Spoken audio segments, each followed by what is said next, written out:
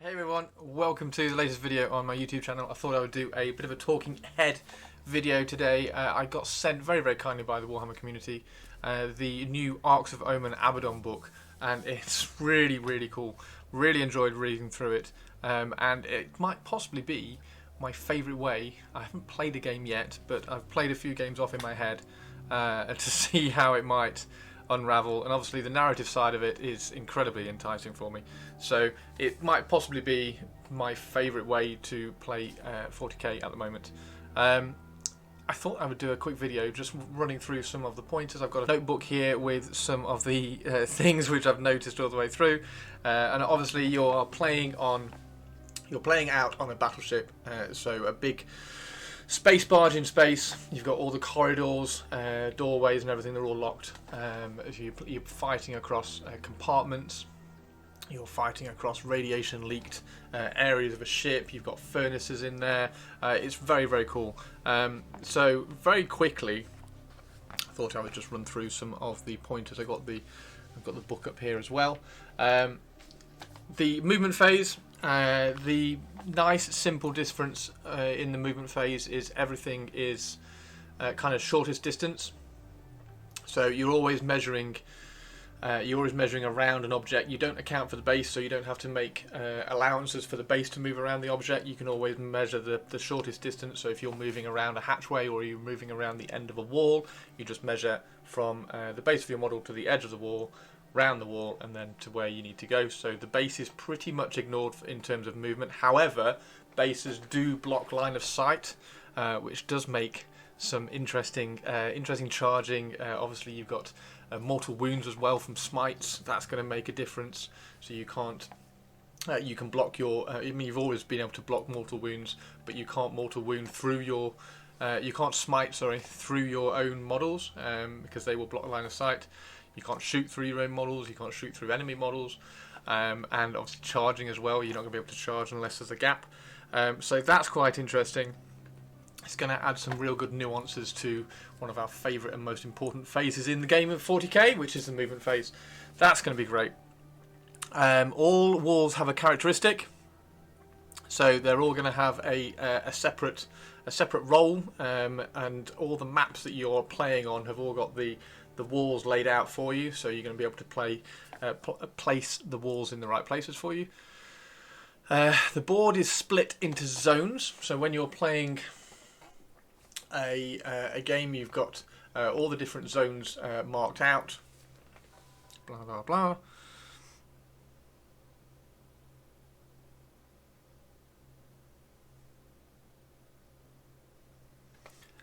So the objectives as well. So you get those objectives. It's always going to be an objective-based missions. The first five missions, I think, actually, are all pretty simple, kind of take and hold objective-based missions. The later missions get very exciting, but objectives, you hold an objective if you're an inch away rather than 3 inches in 40k. So it's very much a 40k light version. Everything is shrunk down quite a lot. Particularly, obviously, everybody knows about the armies that you're writing. You have 1 or 0 to 1 HQ, up to 3 elites, up to 3 troops. So and it's 500 points. So it's very small. You can set to Overwatch, so there are a certain number of actions that you can do during your turn. One of them is to open a door. There are certain actions such as taking an objective. That one's been shown off on Warhammer Community. You can move up to an objective, do an action to hold that objective, and then when you move off it, you are still holding it, which is great, because some of the games there are quite a lot of objectives, and as you start making your boarding action parties, your patrols, you will find out you don't end up with that many models. Well, you can end up with quite a lot of models. Look at Kroot. But you don't end up with that many models in your boarding party. I've gone very thematic with a few of mine, and you end up with around 10, maybe 20 models, depending on what army you're playing. So having to hold all the objectives is going to be very difficult anyway. So the ability to be able to hold an objective once you leave it as well is going to be really important. So there's lots of lots of little actions that you can do like that. The one of the actions, like I say, is being set to Overwatch, so you can place a unit around a corner or something, sit down there, set to Overwatch, and nobody's going to be coming in front of you because you're going to be dropping some bullets at them if you do. The Overwatch only hits on 6s.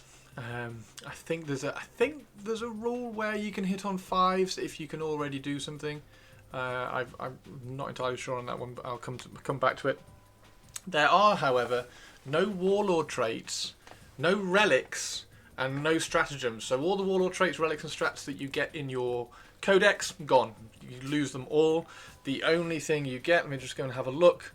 I'm just going to quickly find it. Replacing your warlord traits and relics, you get to give your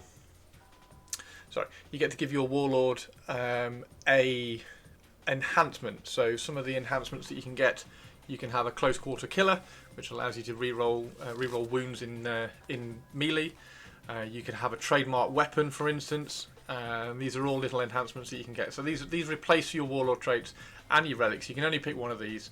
You have to declare a warlord of your army or a leader of your army. It doesn't have to be an HQ. So the HQ choices are 0 to 1. So you don't have to have an HQ choice, but you do have to pick a warlord. So that if you haven't got an HQ choice, that's more than likely going to be a sergeant in a unit or something like that. So if you're taking Imperial Guard, for instance, you can have lots and lots of infantry units. You don't necessarily need a command squad, but the warlord will end up being a sergeant in one of the infantry units, which I think is going to be really thematic as well. Kind of, okay, sergeant, you go off and deal with that while we're blowing holes in the rest of the ship. You need to go in and sort that out. So that's going to be very, very cool. But you can give that warlord one of these enhancements. I'll just read a few more of them. There's an expert breacher. The bearer can start to perform the operate hatchway action when they are selected to make a normal move. If they do so, that action is completed immediately and they cannot perform the action again this turn. Note that if there are any enemy units within an inch of a hatchway, so if there's any enemy units near to a hatchway, you can't open it. However, I think that means that they can move afterwards as well. Prevent the action, cannot move. Yes, I think Expert Breacher will allow you to move up, open the door, and then carry on moving through, which might be well, it's going to be very interesting, very, very cool. There's Defensive Linchpin.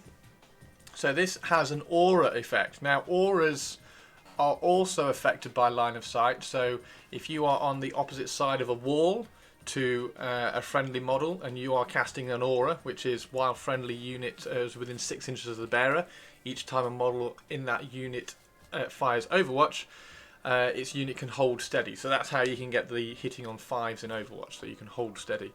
So that aura doesn't go through, it doesn't affect anybody who can't see the person who's generating the aura. So if you're out of line of sight of your commander, you don't get the auras, which is super, super cool. I think that's fantastic. I like that rule to be brought into 40k. It wouldn't be particularly impactful in 40k because generally auras, you are kind of crowded around the person, but I just think it's a little nuance. I quite like that. What else is there? The close quarter killers we've already had. Superior boarding tactics before the battle. In the generate starting command point step, you start with additional 2 command points. Now I think you start with 3 to start with. Command points are an interesting one because you're not really going to be using many strats. The only stratagems that you get are the command reroll, counter-offensive, which is the interrupt in melee, and insane bravery. Insane bravery, which is automatically pass morale. So you're not going to use command points that often. I'm not entirely sure if I've missed something and you can use command points somewhere else. But anyway, despite that, starting up your roster, you're going to have the chance to use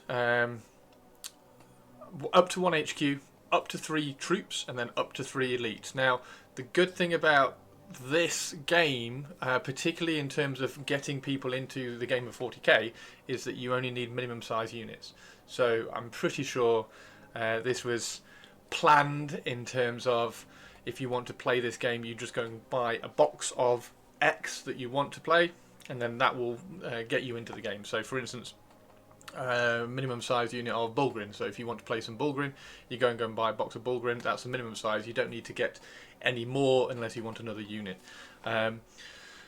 If the unit size minimum in the codex is less than 5, then that's the minimum size unit you can take. You can't take any more than that, even if it says 3 to 5 or 3 to 6 or 3 to 10 or anything. Minimum size unit for that. If the minimum unit size is 5, then that's the minimum unit that you take. If it can go higher, you can take more, but you have to take 10. So you either take 5 models or you take 10 models. If in the codex the minimum unit size is more than 10, for instance, I can't think of any actually. Can't think of any off the top of my head. But if there are any units out there that are unit size 20 minimum, then you can't take them. They don't get used. However, any units that you do take that are 10 strong, as you deploy, you split that unit in half. So you end up with 2 units of 5, which I think is cool. You end up with lots and lots of little MSU units wandering around. Now, the battlefields are quite small anyway, so you're going to have quite a limited space to kind of trundle around. If you do want to run the largest army, I think we worked this out on my Twitch stream on Saturday when we were looking at the when I was hyping it up because I'm so excited about it. We had a few of my community members who were working out armies, and I set them a challenge: what's the largest army number you can get? And I think the largest was 72. It was either 71 or 72. I think it was 72, and that was Kroot. So you could have an awful lot of Kroot, and I'm wondering how that, I can't quite extrapolate that out and see how that would play on the board, but there's not a lot of space in the corridors of a ship to fit 72 Kroot on there, and obviously if you're playing against that, you've got to get through 72 Kroot to hold all the objectives. So I'm very curious how that would play, how mass bodies in this game would play. It takes a lot of time to get through that many Kroot, so that will be an interesting one. If anybody wants to play that game and let me know how it goes, then please do. Yeah, right. So the missions. When you're creating your army, there is a mustering your bordering action force on the Warhammer Community. I'll try and link that down below. It's a little PDF. It just gives you a little set of rules for each of the armies. So for instance, Astra Militarum, for instance, when you are gathering your force, the infantry squads, if you have the infantry squad keyword, and infantry squads are a unit of 10, so normally they would split into 2 units of 5.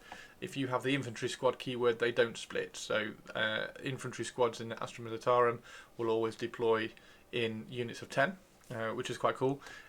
Thankfully, Kazakin don't have the infantry squad keyword, because I really wanted a unit of Kazakin in my Astra Militarum boarding force, but for some reason I didn't want, like, a big unit of Kazakin didn't quite fit thematically for me. I wanted 2 small units, so I was hoping that they didn't have the infantry squad keyword, and they don't. So Kazakin do still split into 2 units of 5, which I think is fab.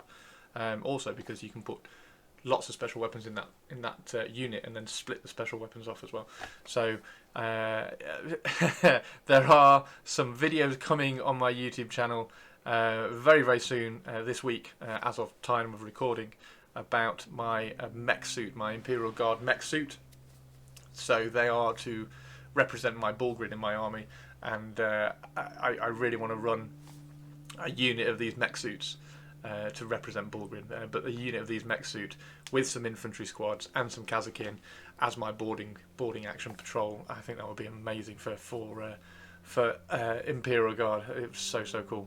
Right, the missions. Like I said to start with, the missions start off, the first 4 missions, maybe 5, I think it's 4. The first 4 missions are very much like a tutorial mission. They are very simple, take and hold objectives. The objectives are scattered around. The first one is, so you're playing across, if you play Kill Team, then you're playing across 2 boards of Kill Team. I think it's 2 boards of Kill Team. and the map is set out for you.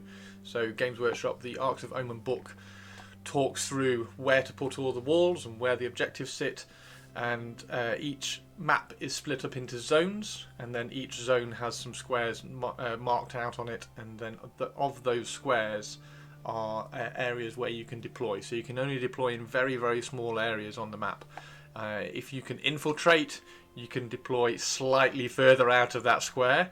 And if you have things like teleport homers, so for instance the Terminators teleport homers, flayed ones from Necrons, they can come in from hyperspace. So they can come in as normal from the second turn, but more than 9 inches away. So you can teleport in, which Necrons and flayed ones, I'm going to have to work out a Necron boarding patrol with some flayed ones. There was a short story, I can't remember the name of it. There was a short story in one of the books that I read on my Twitch stream a while ago about one flayed one terrorizing a unit of Imperial Guard on a ship, and it was morphing in and out of hyperspace around the ship, just like killing these infantry. It's such a really good story. And I'm going to need to do a little flayed one unit for boarding actions, I think. So, for instance, the Necrons, when I was talking about mustering your armies, the Necrons you can take. Normally, you can only take 1 HQ. Necrons can take 2, as long as one of them is a Cryptek. So you can run a Cryptek and a Lord if you wanted to, which is cool. I like that. So the first 4 missions, very, very simple missions. Take and hold. Objectives are scattered around the map. And after that, mission 5, 6, 7, 8 and 9, there are 9 missions in the book. The later missions is where it gets spicy. The later missions, you are fighting over things like a furnace. So there's a map where there's a big furnace in the middle of the map. All the hatchways are always closed when you start the game, so you have to get up to the hatchway and open the hatchway so that everybody can start filtering through. The furnace is all locked up, but the furnace has a control panel on the other side of the map, and the objectives in the furnace, if you go in and hold those objectives, you probably want to try and hold the control panel as well, because if the other patrol force can gain control over that control panel, they can turn all the furnace on, so they can turn all the fires on in the furnace. Everybody's taking mortal wounds who's in the furnace, trying to hold those objectives. It's so cool. There's another mission where you are playing longitudinal across the length of the map, and there are 2 objectives right at the beginning, and there's objectives scattered around, but there's a radiation leak right at the beginning of the map. And the longer the game goes on, the further this radiation leak goes.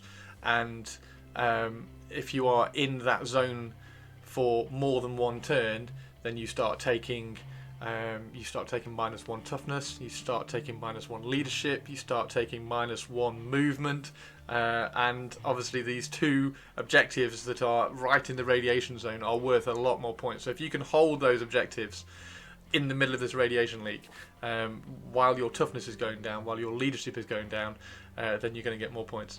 It's really, really good. There's one more that I wanted to talk about, which is, where is it? I'm trying to find which one it's called. There's one called Power Lines, where you get bonus points. Some of the objectives are linked with power lines, so you get more points if you can hold those concurrent objectives. Where's the one with the hull breach? So the hull breach one, the hull breach is split into, the map is split into 6 compartments, and at the beginning of every turn, I'm going to read this one straight out. Deadly decompression. From the second battle round onwards, at the start of each turn, you roll a d6 on a 3+. Until the end of the battle round, one of the compartments is vented into the void of space, because there's a big space battle going on outside, so you can imagine that another ship has just blown a hole in the hull of this one. So all the hatchways close instantly to that compartment, so if you're in there, you are locked in there. You obviously have to go and open up one of the doors, take an action to open a door to get out. and everybody who is in there, all the units that are in there, suffer mortal wounds while the compartment is vented. And if you're trying to make a normal move or an advance, you're at -1 because there's the there's the void of space sucking all the atmosphere out, and each time an attack is allocated to a model in the apartment, and then the armor penetration is also removed by 1. The armor penetration, because bullets aren't working and it's harder to swing. Yeah, it's just brilliant, absolutely brilliant. I'm incredibly excited about this game. I'm going to try and sort out with all my Twitch community and my Discord community. We're going to try and do a meetup at Warhammer World at some point and get some of these games played. I've got all the walls and everything. I've got the floorboards and the walls. I need to get them all painted. I will probably do some of the tips that Peachy has talked about in his Arks of Omen. Painting the walls. I think it was from the Into the Dark, wasn't it? It's the Into the Dark one. So he joined them all together so you can paint them all at once. So I'm going to take some of the tips from him and get them all painted up. But it's going to be such a good way of getting into the game, because Kill Team, I love the idea that Kill Team is now its own game with its own nice simple rule set, but it's not the best way into 40k. I think this is now the best way into 40k, because you're learning all the 40k core rules with some very, very simple tweaks which just make things a little quicker, with small armies, minimum size units. I dare I say it's balanced. It feels balanced. It feels like all the little tweaks and changes, like Sisters of Battle can take 3 characters, even though you can only take 1 HQ, because they can take some characters in the elites. Yeah, there's little nuances to everything. I want to sort out, absolutely want to sort out a Drakari list to find out what I can fit into a thematic Drakari list, because Drakari are the space pirates of the 41st millennium, coming in and and hitting a ship, taking everything that they need and then getting out. I think is super, super cool. Like I say, I really want to do a Necron one as well, based around flayed ones. So some warriors / immortals, like holding the objectives, and then flayed ones flicking in and out. Maybe even some death marks popping in. But super, super cool.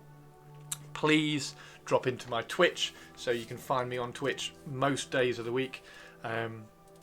And big streams on a Saturday, so if you want to come and find out what I'm painting for Arks of Omen, or what I'm painting in general, then come and find me on Twitch. It's twitch.tv/Chris Frostin. You can follow me on Twitter, you can follow me on Instagram, Chris Frostin on both of those. I'm very, very easy to find. Thank you very, very much for tuning in, and please drop any comments below about your ideas for your thematic little boarding parties. It's going to be such a good game. Thank you very much to Warhammer Community for sending me the book, and I will see you in the next video. Thank you very much. Take care. Bye bye.